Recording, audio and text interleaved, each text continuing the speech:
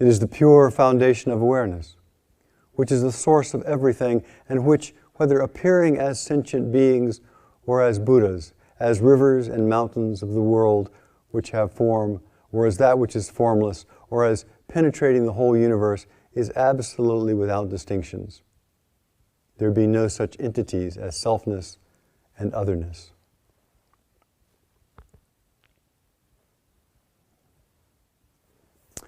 Rohatsu Sesshin about awakening.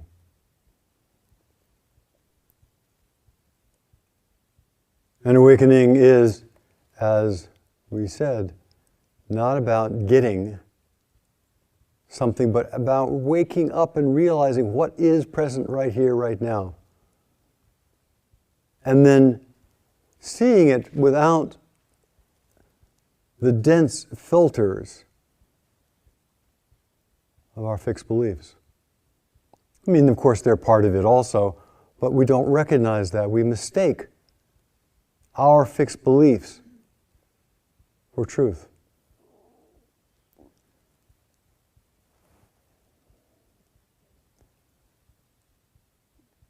And even if we were able to, right in this moment, recognize and wake up to what is fundamentally true, we still have a lifetime of work to do. Why?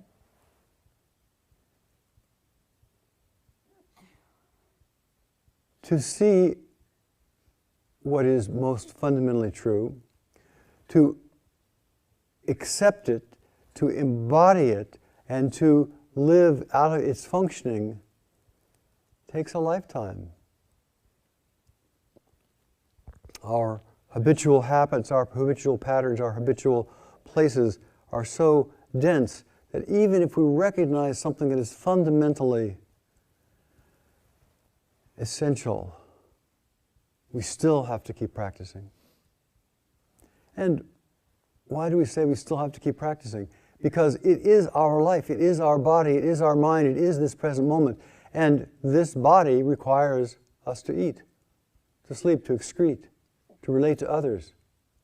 And that learning about how to live life skillfully is part of the unfolding of the Buddha Dharma, unfolding of the fullness of truth. It is the expression of the fundamental reality of this life.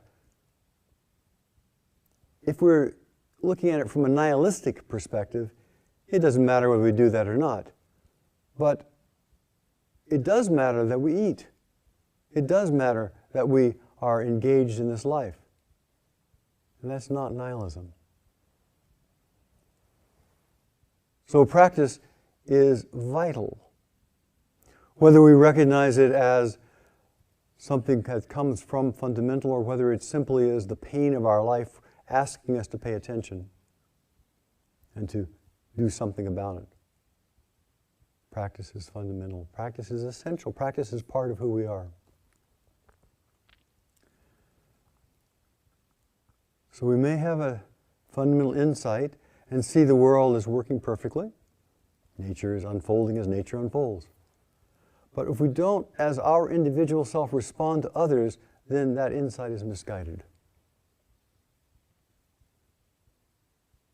Everything is asking for our attention. Everything is asking us to respond. Everything is saying, look, get closer. It's your life.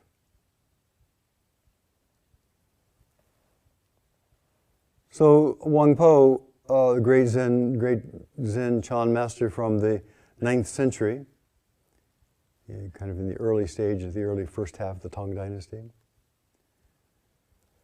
says, our original Buddha nature is in highest truth devoid of any atom of objectivity.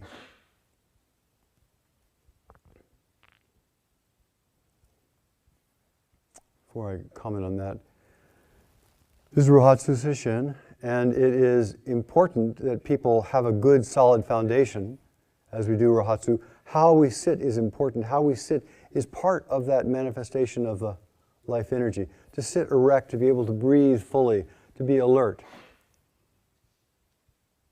is an intimate part of practice. And most people who've been here many times realize that our posture reflects our state of mind. So to hold oneself erect without being stiff, to hold oneself with power without straining, is part of practice. And, if you haven't been sitting for a few years, it takes some adjustment, takes some time to find the right tools, the right leg position. And then you have to vary that because of the body's being unfamiliar with those postures. The hands, I think, are important. The classic way in the Buddhist tradition is to hold them in the cosmic mudra, left over right, or I sometimes intertwine my fingers so they're balanced. But there's power in that mudra. There's power there without strain. There's power there. There's a potential energy. You can feel the strength there. Other people hold their hands in different ways. It's all right. It's the way we do it here. But to have your life energy alert and vital and present, the hand posture, I feel, often helps that. Certainly the great Zen traditions all emphasize that. So we takes a day to kind of get used to our sea legs, takes a day to begin to figuring out our posture, takes a day to get used to all the rhythms of Sesshin if we haven't been here for dozens of times before. It all will pass. But the essential points are true from right now through always. As Wang Po says, the original Buddha nature is in highest truth devoid of any atom of objectivity. Devoid of any atom of objectivity. Devoid of the slightest trace of objectivity. The original Buddha nature is not objective. Objective implies that somehow there's a truth that is out there, that's floating in the universe, that we are not somehow part of. That we can have a vision or look at things without our particular personality, our particular filters being part of. In talking about time, the basic Newtonian approach is that there is this objective thing called time and space, which exists a priori and is always there. And that certainly works well. It's certainly a reasonable approach for understanding physics at a certain level, but it's not the reality of Dharma. Because in Dharma, in our practice, in our life, everything is intimate. Everything is intimate. Everything. So we feel our body intimately. That's what it means by intimate. We hear the sound intimately. We hear it closely. We don't hear it someplace else. We hear it right at at the very least, our tympanic membrane, and perhaps even more intimately than that. Where consciousness is an interesting question. But we think E equals mc squared. That thought is very intimate. Shakespeare, that thought is very intimate. Everything is right here. It's intimate. We think of Trump, intimate. Poverty, intimate. Uganda, Cerulean Sea. All experience right where you are because they are, in our particular case, made up of thought. No thought.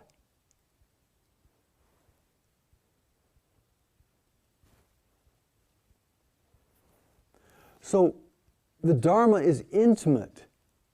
We see intimately, right close. It's very close, we recognize that. The seer, the seeing, and the object are all one thing. They're all held intimately.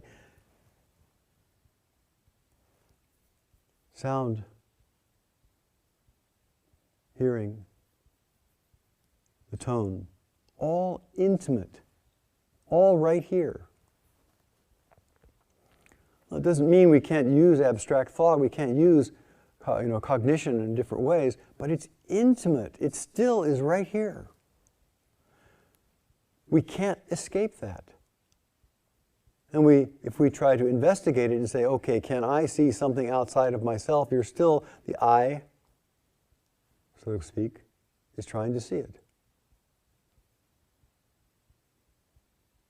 We can't escape that. So if we think of there are greedy people out there in the world, there are evil people out there in the world that are causing this, that, or the other, that very thought is right here. That very thought is intimate.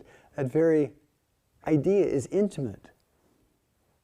There is no evidence. There is no evidence that there is something not intimate, that not our thinking, our seeing, hearing, smelling, tasting, touching. All intimate right here. And as Wang Po says, the original Buddha nature is, in highest truth, devoid of any atom of separation. Everything we experience is part of our life. We just imagine that there is a separation between the I and the object that is seen. But if we look closely, the I, the seeing, and the object, there is no separation. He says, it is fluid, omnipresent, silent, and pure. Glorious and mysterious, peaceful. And that's all. Enter deeply into it by awakening to yourself. Your total life is it in all fullness. Your total life. So it does not matter whether this is our first retreat and we're aching and complaining. That is, our total life is part of the great mystery, is part of fundamental awareness. It doesn't matter whether we have practiced for decades and have a clear sense of the interconnectedness of all life and a clear sense of the nothing but fluidity of all life and all things. It still is a fundamental expression of, I can't say awareness because that kind of implies my awareness, but fundamental reality. Now, if we carry that way a little bit far, we get into solipsism. We get into the kind of the idea that I am the only thing in the universe. The universe is all around me. There's just nothing but me. I mean, there is no way of contradicting that, but it's only half the truth. Because if we look inside and we say, where is that me? We can't find anyone in there. Who is it who's thinking your thoughts? Who is it who feels your pain? Who is it who has your worries? Who is it? What is it? And we look in there, we look inside if there is an inside, and we turn our attention in that direction, whatever direction that is, and we can't find a source. So, in a way, it's the opposite of solipsism. There's nothing in there. And in that nothing in there and nothing out there, it's all our life. It's all unfolding.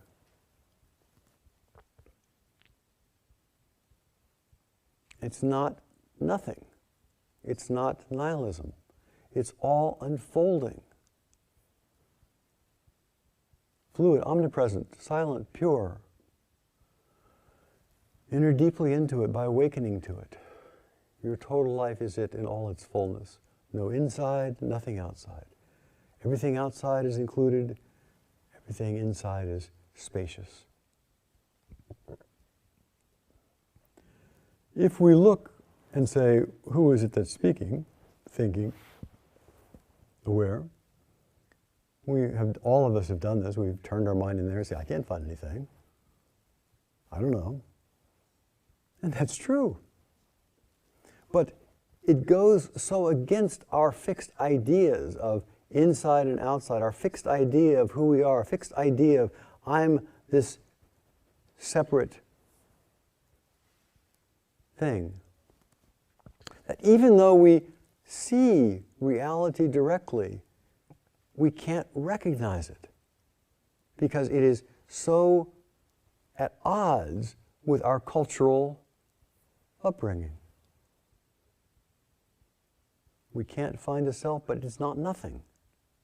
There is no outside, and it's all intimate, and all dynamic, and all alive. We're doing Zazen. Zazen, it can be inclusive of many different views and practices. But the most important one is whatever you're doing, your particular practice, your experience. And how you turn the mind away from your opinions about reality and the nature of life, of your opinions about the construct of ourself, and turn the attention towards whatever you have as the object of your concentration. And in that attention, in that looking, in that awareness, in that presence, right there, right there. Most of you are familiar with the story of a teacher who goes to, a student who goes to a teacher and says, "What's the highest truth of Dharma?" And the teacher says, "Attention." "Yeah, got that. Heard that 1,000 times. Is there any other truth?" "Attention." "Well, look, you just said attention, so I know attention. I've heard about attention. Attention is it. What is the highest truth of Dharma that goes beyond attention?" The teacher says, "Attention, attention, attention."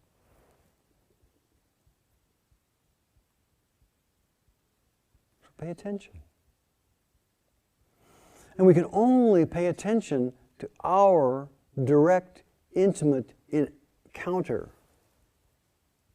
with our life. In a way, all of teaching boils down to two things. One is the encouragement that it's possible, keep looking, you can do it, and pay attention. Look closely, look before thought, look before I know, get really intimate. We have a big canvas in a museum, and we can see the whole thing when we stand way back from it, but we're asking people, or suggesting people, get right up close to the brush strokes. And the picture as a whole you can't see anymore. You're looking at the brush strokes, and you're looking down into and through the brush strokes.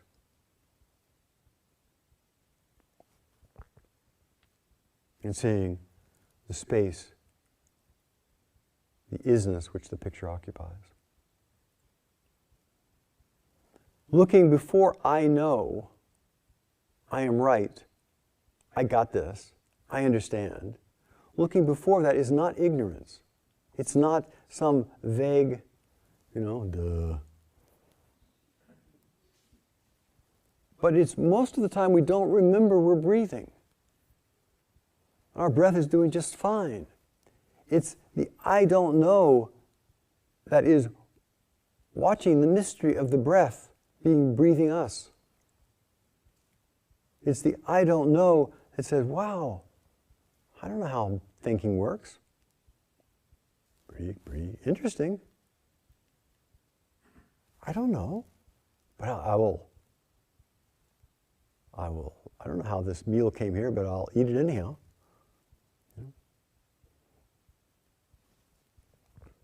Intimate.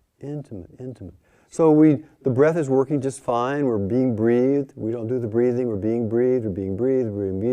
And suddenly we become aware of it, and we say, "Oh no, it's too tight. It's too shallow. It's not deep enough. It's not right. I've got this lump here, and I've got this erratic thing there, and there's too much mucus." Before our mind got involved, we were just breathed. And it's that just being breathed and being aware of the natural full unfolding of life energy is part of the foundation of Dharma. So between ignorance and judgment, there is a place of calm awareness, being breathed, being lived.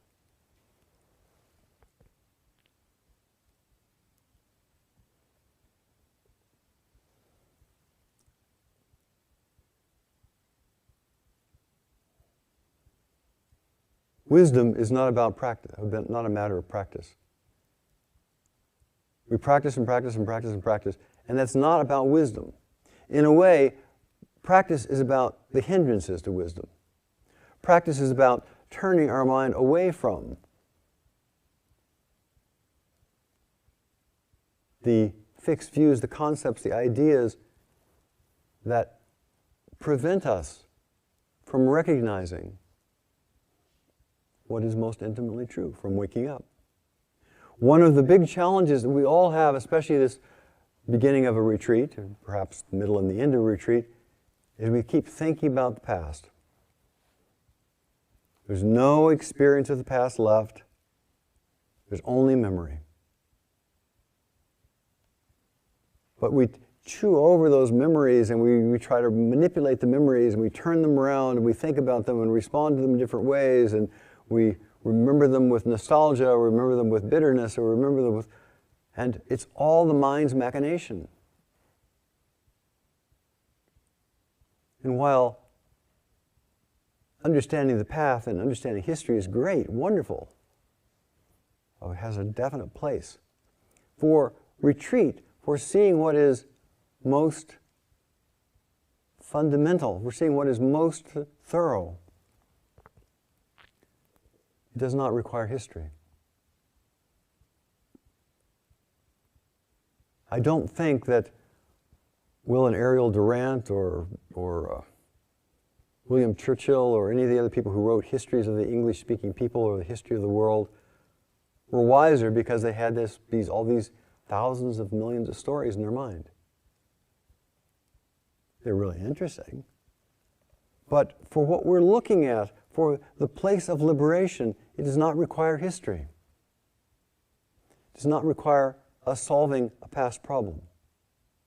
We're here in Sesshin, we're here present in this room, and really we can't change the past.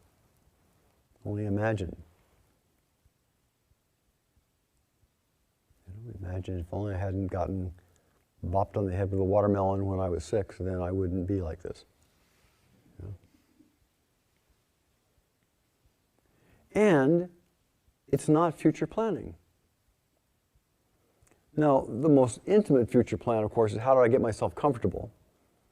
You know, well, next period I have a break, I'll go out and I'll get a little bit of tea or coffee and I'll walk and I'll breathe some fresh air and then I'll be comfortable. I mean, that's a minute form of planning. But we also start planning, we start analyzing, we start worrying about what may happen. Is Yellowstone National Park the great volcano? Is it going to blow up and explode and cause a cosmic or cause a volcanic winter for the next 6 years in which we'll all die from inundation and lack of green things growing? And the mind catastrophizes and spins off and spins off. And it might be a little catastrophe that you have, well, I can't pay my bill about this or that, or it may be, you have nuclear Armageddon or whatever. None of it's helpful. None of it's helpful. All of it's untrue. Whatever we fantasize about the future, it's going to look differently. And the further out we get, the more it diverges from our fantasy. So we come to Sesshin. Two of the big disadvantage, the big hindrance is dropping the past and future. It's just a hindrance.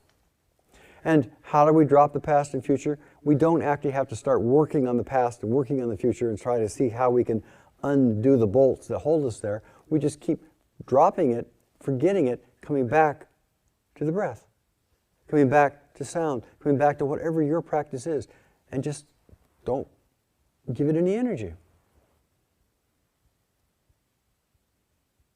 This not giving something energy is how it falls away of its own.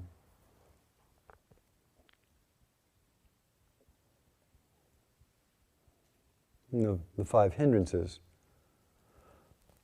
are like that: skeptical doubt, anger, restlessness, sloth and torpor, sensual desire. They just come up. We are tempted to fall back into our old habit patterns. If we give them energy through our attention, they grow. By giving them energy and making a nice narrative and putting a story in and they grow. But by turning the mind back to whatever your practice is, by turning the mind, by dropping that, by not feeding those wolves,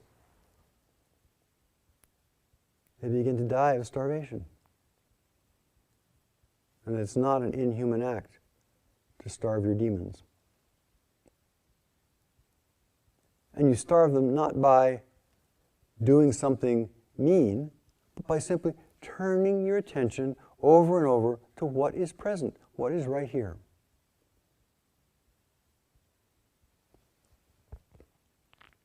The other challenge, the other hindrance at this stage of a sesshin, and probably throughout life, is trust. Our life will be lived regardless of what we think about it. Our life will be lived regardless of our opinion. This sesshin will go through it regardless of whether we like it or dislike it. It just keeps unfolding. Every day just keeps unfolding.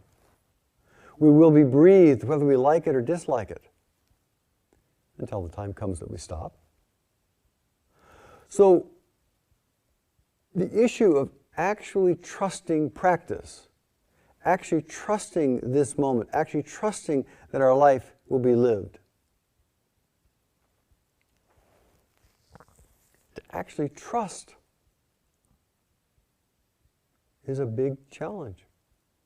We keep thinking we need to manipulate it, we need to do something else, we need to add something, we need to glorify it in this way, we need to change it to something better. There is no perfect practice.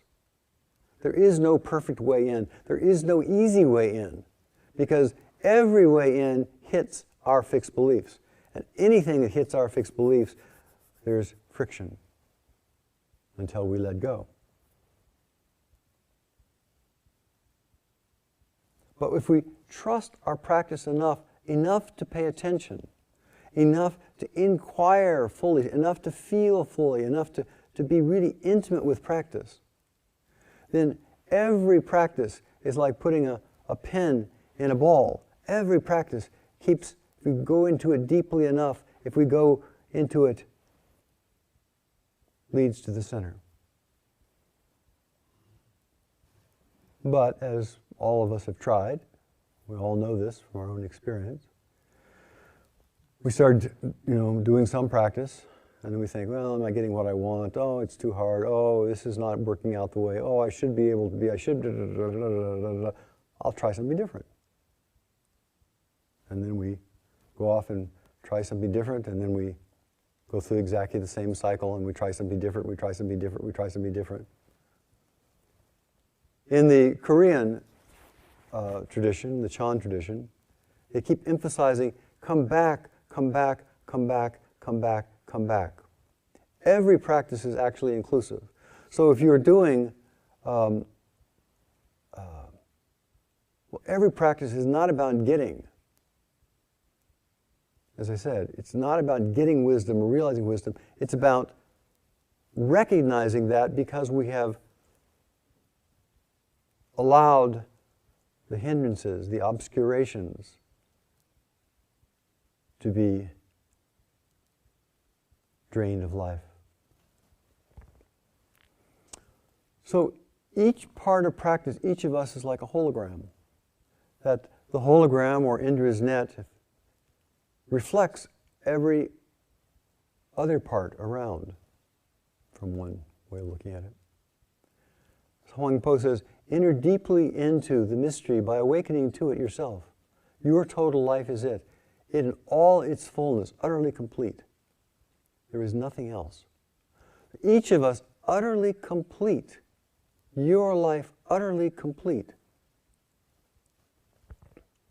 So counting breaths as a practice, utterly complete.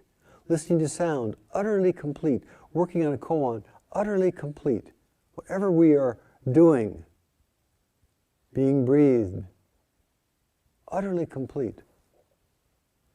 If we're not standing outside of it, if we get in close and intimate to it, every practice is the flow of the universe. Whether if we're doing body scans and we get really intimate with body, we are becoming one with the whole earth. It's not separate.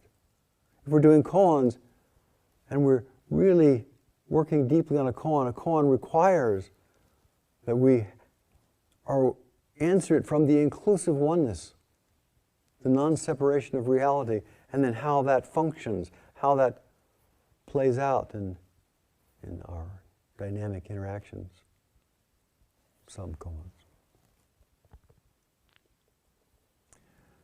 So every practice is important. It's not as though there's a grade of practices. You start off by counting breaths and you end up by doing, Dzogchen with koans. Every practice has the capacity to help us recognize awakening. Now, it is true that because of our stubbornness, all of us have different fixed ideas and fixed views, and there's sometimes practices are assigned to us not because of its liberative capacity, but because of it might help us meet our ignorance or our stubbornness. There are many koans that you just cannot get close to if you're stubborn and righteous. And you have to let go of them. You have to meet a koan with a creative mind instead of your old habitual mind. Huang Po continues, even though you go through all the stages of a bodhisattva's progress toward Buddhahood, one by one, and in the literature there are 10 stages of a bodhisattva, there's 50 stages, there's lots of different evolutionary ways of looking at this. When at last, in a single flash, you attain to full realization, you will only be realizing the Buddha nature which has been with you all the time.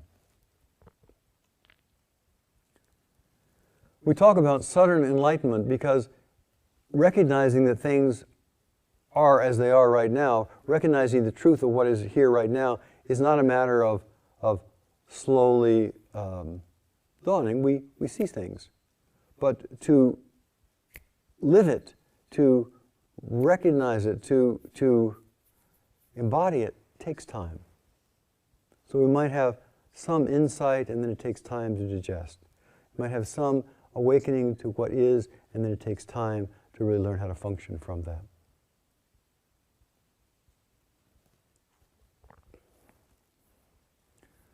So we're here, got everything it requires for the truth of the Dharma, of life to be revealed. If we let go of past and present, by past and future, present is actually a fantasy too, but that's a different issue. We have confidence and we have faith. Faith and aspiration is simply a direction. It's not a getting. If we have the faith that that our heart's aspiration, our heart's desire will be met. If we have that faith, then the universe will keep bringing us opportunities. Things come to us. We don't go to things. Things keep coming to us. Just like the weather. The weather comes to us. We don't make the weather. Things come to us. People come to us. Things just appear out of nowhere and come toward us. And when our aspiration and our intention is clear, then things will keep coming towards us that give us the opportunity to recognize that, to embody that, to meet that.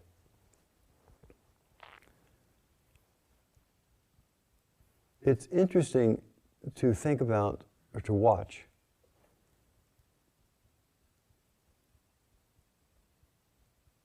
We have the sense that there is for example, we're driving a car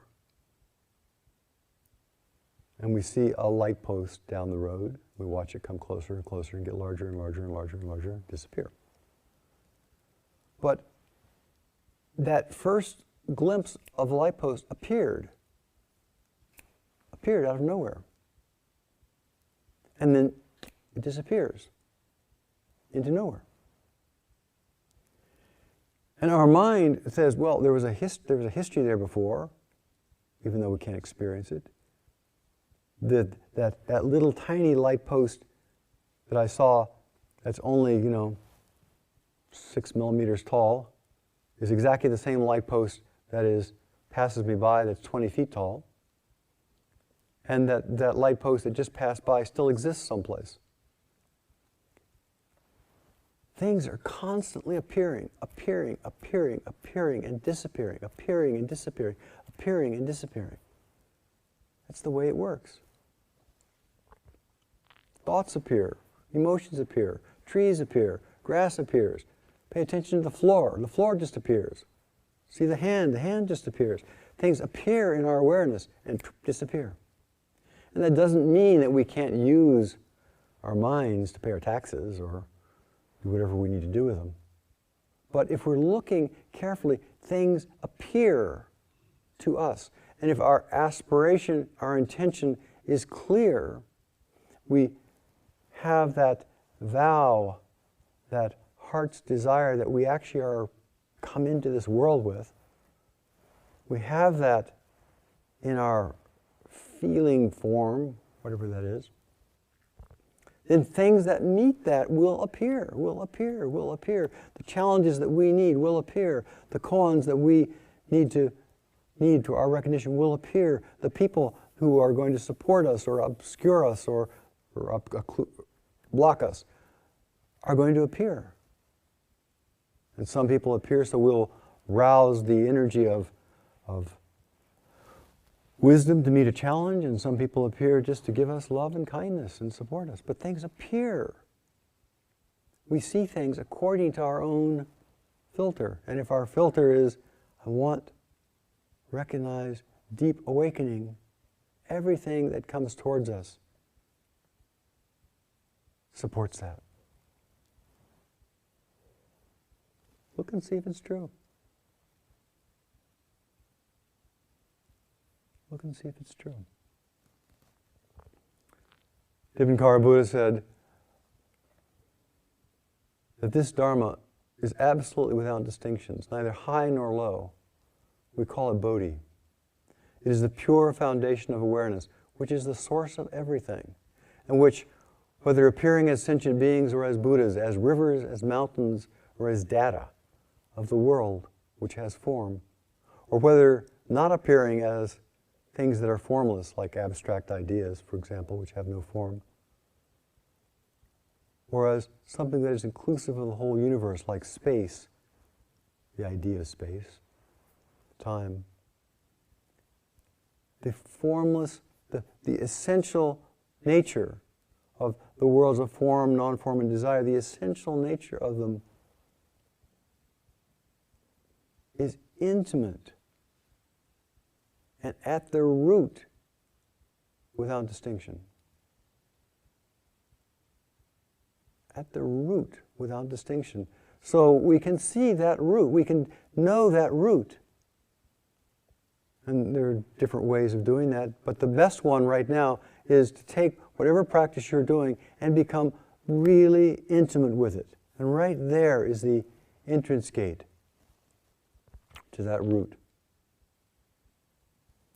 And as those of you who know, the 10 ox herding pictures, they're about how do we get close to practice. So first we hear there's such a thing as practice, and then we have a particular practice, and then we do the practice, and then we finally become a little competent at the practice, and finally the practice we become so comfortable with it, and we're so proficient at it that it almost happens by itself, and then finally it's happening by itself all the time, and we forget the practice because it is doing us instead of us doing it, and then at some point there is just the flow of life, and then all the demands of life require that we respond to them. The 10 ox herding pictures are just about that. So may you drop the past, drop the future, really have deep trust, have deep confidence in this life that is living you right now. And take a deep breath, and let's continue with Sesshin.